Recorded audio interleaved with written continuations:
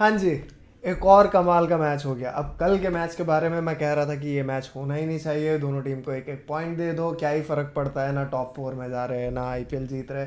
तो इस मैच की कोई ज़रूरत नहीं थी, लेकिन मैं पूरी तरीके से गलत था। कल का मैच इतना इम्पोर्टेंट था। कल के मैच में काफ़ी कुछ हुआ। रोहित शर्मा ने स्क्रिप्ट भूल के वर्ल्ड कप वाली बैटिंग कर दी। केएल राहुल ने टी20 में एक बार फिर से वनडे खेल दिया। निकोलस पूरन ने क्या कमाल की इनिंग खेली है। और हमारा हार्डी भाई पता नहीं सिर्फ हंस के गया है, बाकी तो और कुछ किया नहीं है। और नमन धीर मुंबई की तरफ से क्या बैटिंग की उस बंदे ने, मतलब उस बंदे को इस आईपीएल सीजन में ज़्यादा चांसेस नहीं मिले, लेकिन जब जब मिले बॉलिंग भी उससे कम करवाई गई। कल बॉलिंग भी करवाया, बैटिंग भी करवाया, और क्या कमाल की बैटिंग की है कल उस बंदे ने। उसके वजह से ही मुंबई के जो चांसेस थे वो बने हुए थे। ईशान किशन को चौथे या पांचवें नंबर पे भेजा तो बहुत ही कुछ हो गया कल के मैच में। तो जल्दी से वीडियो शुरू करते हैं, लेकिन उससे पहले मैं आपको याद दिला दूं, आपको वीडियो को लाइक करना है, कमेंट करना है, चैनल को सब्सक्राइब जरूर करना है। एक छोटे से माइलस्टोन की तरफ हम पहुंच रहे हैं। 48 सब्सक्राइबर में पहुंच चुके हैं, हमें 50 करना है। तो इस वीडियो पे 50 करा दो तो मज़ा आ जाए। तो लेट्स सी, बाकी देखते हैं। तो वीडियो शुरू करते हैं। कल इन दोनों टीमों का लास्ट मैच था इस आईपीएल सीजन का, जिसमें मुंबई ने टॉस जीत के बॉलिंग करने का डिसीजन लिया। तो जिन भी प्लेयर को जो भी दिखाना था वो सिर्फ कल का मैच था उनके पास। अब सीधे 2025 में मेगा ऑक्शन होगा और बहुत सारे प्लेयर्स को ये दोनों टीमें रिटेन नहीं करेगी। जिस तरीके का सिनेरियो दिखाया, जो मुझे समझ में आया उसके हिसाब से, तो मुझे नहीं लगता कि केएल राहुल को गोयनका भाई रिटेन करने वाले लखनऊ में। एमआई रोहित शर्मा को रिटेन करने वाला है, और रोहित शर्मा अगर मेगा ऑक्शन पे आए तो कल गोयनका भाई ने रोहित शर्मा का नंबर भी लिया। अगर आप लोगों ने देखा हो तो क्या पता लखनऊ में रोहित शर्मा खेलते हुए दिखे हमें नेक्स्ट ईयर, तो मज़ा ही आ जाएगा। और फिर केएल राहुल किस टीम में जाने चाहिए वो आपको अगर समझ में आया तो आप बताना, क्योंकि टी20 फॉर्मेट में वो जिस तरीके से वनडे की इनिंग खेल रहे, और कल अपने इंटरव्यू में उन्होंने कहा था कि उनको इस सीज़न अपनी बैटिंग के बारे में काफ़ी कुछ समझ में आया है। वो क्या समझ में आया वो मेरे तो नहीं समझ में आया, क्योंकि ओपनिंग करते हुए आप 38 बॉल खेलते हो और 55 रन बनाते हो। मतलब आपके अंदर जो क्वालिटी है, कि ऐसा नहीं है कि मैं केएल राहुल के अगेंस्ट हूँ या केएल राहुल मुझे पसंद नहीं है। बहुत अच्छा बैटर है और बहुत कैपेबिलिटी है। एज अ कैप्टन बहुत अच्छा कैप्टन है, एज अ बैटर बहुत अच्छा बैटर है, कीपर बहुत अच्छा है। तो बंदे में स्किल है, लेकिन पता नहीं क्यों उस पोटेंशियल पे नहीं खेल रहे, या फिर पूरी टीम का भार केएल राहुल पे है। ये तो हम सबको पता है। लखनऊ में जिस तरीके से बाकी प्लेयर परफॉर्म करते हैं, वो कंसिस्टेंसी, वो कॉन्फिडेंस उनके ऊपर केएल राहुल का नहीं बन पा रहा है। बट मे भी किसी और टीम में जाए जहां पे उन्हें एक अच्छा लाइनअप मिले, एक अच्छी टीम मिले, तो शायद वो बंदा और अच्छा परफॉर्म करे। बट इस आईपीएल सीजन में केएल राहुल से एक गलती तो हुई। जब उनसे बीसीसीआई ने कहा था कि आप मिडिल ऑर्डर पे बैटिंग करो, तो फिर केएल राहुल को इस सीजन में अगर मिडिल ऑर्डर पे हम बैटिंग करते हुए देखते तो शायद ये पॉसिबिलिटी थी कि केएल राहुल आईपीएल के बाद सीधे टी20 वर्ल्ड कप में हमें दिखते। बट वो परफॉर्मेंस आया नहीं, और बीसीसीआई के सेलेक्टर्स को केएल राहुल ने जस्टिफाई भी कर दिया कि क्यों उन्हें नहीं सेलेक्ट किया गया। ये लास्ट मैच था, ज़्यादा कुछ है नहीं। अब वो मेगा ऑक्शन पे जाएंगे, और नेक्स्ट उनका फोकस यही होना चाहिए कि अगर वर्ल्ड कप में उनको चांस मिलता है तो इस तरीके की बैटिंग ना करें। बस यही हमें उनसे उम्मीद है कि इस तरीके की बैटिंग लेके वर्ल्ड कप में ना करें। एटलीस्ट वहां पे टी20 खेले, कम से कम 160 का स्ट्राइक रेट कम से कम मेंटेन करें। और ऐसा भी नहीं है कि कल केएल राहुल के सपोर्ट में कोई नहीं खेल रहा था। मार्कस स्टोइनिस सामने से 4 चौके 5 चौके लगातार लगा चुके थे, लेकिन केएल राहुल मजाल की हिल जाए, उनका बल्ला चल जाए, वो सिंगल्स में ही डील कर रहे।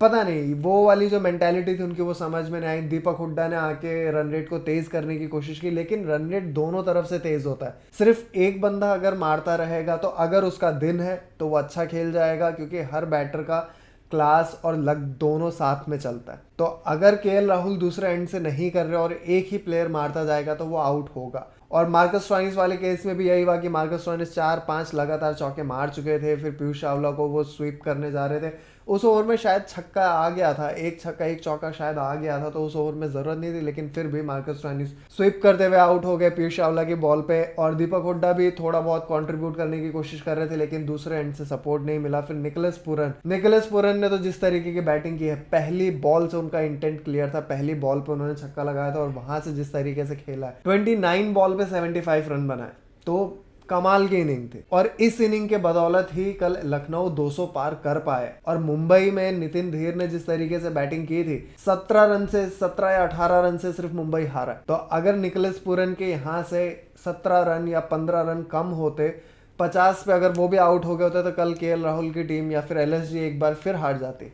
लास्ट मैच जो आत्मसम्मान के लिए हम लड़ रहे थे वो भी हमें नहीं मिलता। तो ये कमाल की इनिंग थी केएल राहुल की, इस पे काफ़ी बात हो सकती है, लेकिन अब आईपीएल सीज़न ख़त्म है तो इतना नहीं बात करते इन सब चीज़ों के बारे में, थोड़ा पॉजिटिव्स पे बात करते। केएल राहुल ने कल एक बार फिर 50 बनाई और देवदत्त पडिक्कल, इस बंदे के लिए अब मुझे फील होना शुरू हुआ है। मतलब ये बंदा जिस तरीके से इसका पूरा आईपीएल सीजन गया है 2024, एक मैच में भी कंफर्टेबल नहीं लगा और जो भी बॉलर इसके सामने बॉलिंग करा रहा था, अपने स्पेल का बेस्ट बॉल देवदत्त पडिक्कल के सामने ही करा था और देवदत्त पडिक्कल आउट होके चले जाते थे। कल भी ओपनिंग करवाई, थर्ड नंबर पे खिलाया, नीचे खिलाया। देवदत्त पडिक्कल को इस बार लखनऊ ने वेरियस पोजीशन पे खिला लिया, लेकिन देवदत्त पडिक्कल इसको भूलना भी चाहेंगे और लखनऊ शायद रिटेन भी ना करे नेक्स्ट सीजन। और मुंबई ने भी काफ़ी ब्लंडर किए, जब ईशान किशन को नीचे ही खिलाना था तो ईशान किशन को ना खिला के किसी और प्लेयर को जगह दे देते, किसी और प्लेयर को मौका दे देते,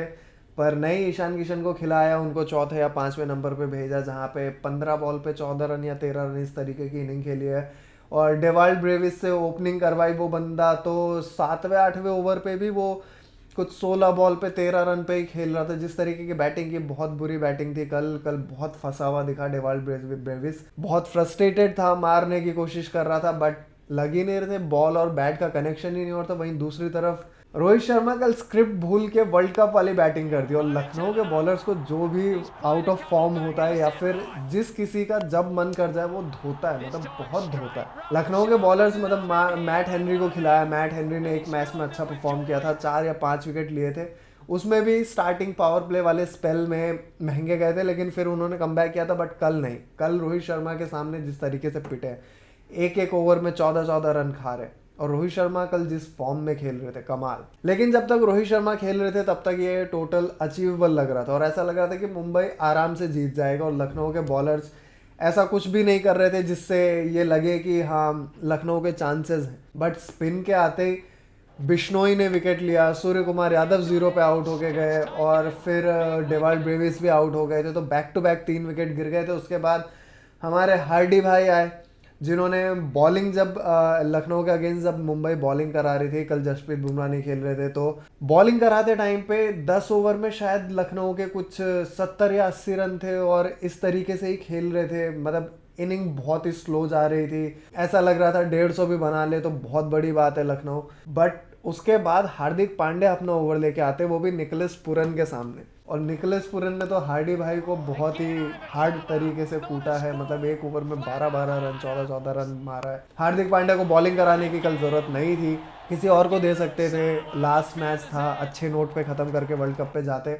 बट नहीं, बंदा क्या सोचता है और क्या करता है वो हर किसी के लिए मिस्ट्री है, क्योंकि जो करना चाहिए लॉजिकली वो बंदा करता नहीं है, जो नहीं करना चाहिए वही चीज़ें वो करता है। मतलब हारने के बाद किसी को हंसना नहीं चाहिए, कम से कम थोड़ा तो किसी मैच में तो कोई दुख होगा कि हाँ ये मैच हारना नहीं चाहिए था, ये मैच हारने के बाद दुख हो रहा है।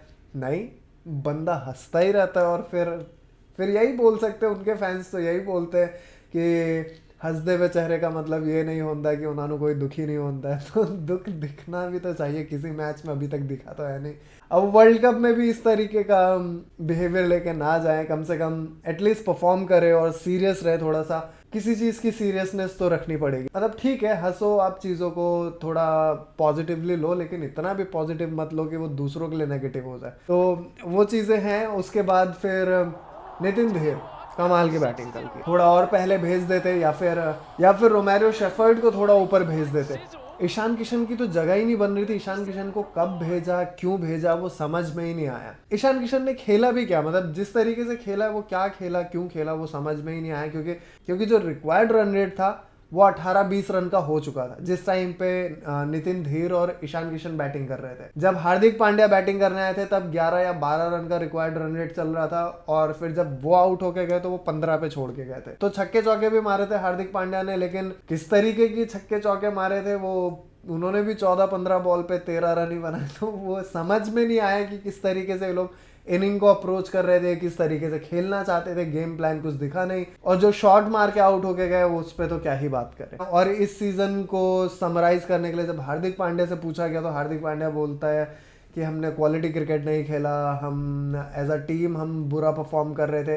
टीम तो बुरा परफॉर्म कर रहे थे, लेकिन एक होता है कि captain leading from the front, उसने एक बार भी नहीं बोला कि इस सीज़न मेरा भी फॉर्म अच्छा नहीं गया, ना बॉलिंग से ना बैटिंग से, फील्डिंग में भी ऐसा कुछ खास तो किया नहीं है, बट स्टिल ठीक है, इतना भी बुरा नहीं था, मीडियोकर ही था बहुत ज़्यादा। But let's see next year Mumbai किस किस को रिटेन करता है। हार्दिक पांड्या को रिटेन करेंगे या नहीं करेंगे, ये बहुत बड़ा क्वेश्चन है, क्योंकि हार्दिक पांड्या को वो इस सीज़न स्पेसिफिकली ट्रेड करके लेके आए थे, और एक ट्रेड ने 3 जिंदगियां खराब की, गुजरात की, मुंबई की और आरसीबी की। बट आरसीबी की कहानी ये है कि आज के मैच में आरसीबी के चांसेस है कि वो टॉप 4 पे चले जाए। बारिश का देखते, बारिश हो गई तो एक एक पॉइंट अगर मिल गया तो चेन्नई आराम से चला जाएगा। कल वाले मैच में भी बारिश हुई, और बीसीसीआई रिट्रैक्टेबल रूफ तो लगाएगा नहीं। लेट्स सी आज के मैच में क्या होता है, और रोहित शर्मा को मुंबई अब नेक्स्ट ईयर रिटेन करेगा या छोड़ देगा, ये भी बहुत क्वेश्चनेबल है, क्योंकि अब तो ईगो वाली बात भी आएगी ना। रोहित शर्मा जब मेगा ऑक्शन पे जाएंगे तो उनके अगेंस्ट ये ऑक्शन में कैसे बोली लगा पाएंगे, क्योंकि दूसरी टीम्स जब लगा रहे होंगे तो उनसे ऊपर कैसे जाएंगे। जैसे पैट कमिंस इस बार 22 या 23 करोड़ में गए, और मिचेल स्टार्क 25 करोड़ में गए। तो अगर मिचेल स्टार्क जितना पैसा अगर कोई रोहित शर्मा पे लगाता है और मुंबई उसको टॉप करने जाता है, तो फिर ये तो बहुत ही बेवकूफ़ी वाली बात होगी, उनके ईगो के लिए भी थोड़ा गलत होगा, क्योंकि इस सीजन रोहित शर्मा को कैप्टनसी से आपने हटाया, आपको वो as a captain as a leader नहीं चाहिए थे। अब नेक्स्ट ईयर अगर आप इतना बढ़ चढ़ के रोहित शर्मा को खरीदोगे, बेसिकली छोड़ा ही क्यों था, अगर उनको वापस लेके आना चाहिए था। और हार्दिक पांड्या को अगर छोड़ देंगे तो ऐसा होगा कि लाए ही क्यों थे जब छोड़ना था। तो मुंबई के लिए ये वाली हड्डी तो उस तरीके की हो गई है जो ना निगलते बन रही ना उगलते बन रही है। लेट्स सी, ये मेगा ऑक्शन इस बार का बहुत इंटरेस्टिंग होगा, सबकी नज़र भी उस पर होगी।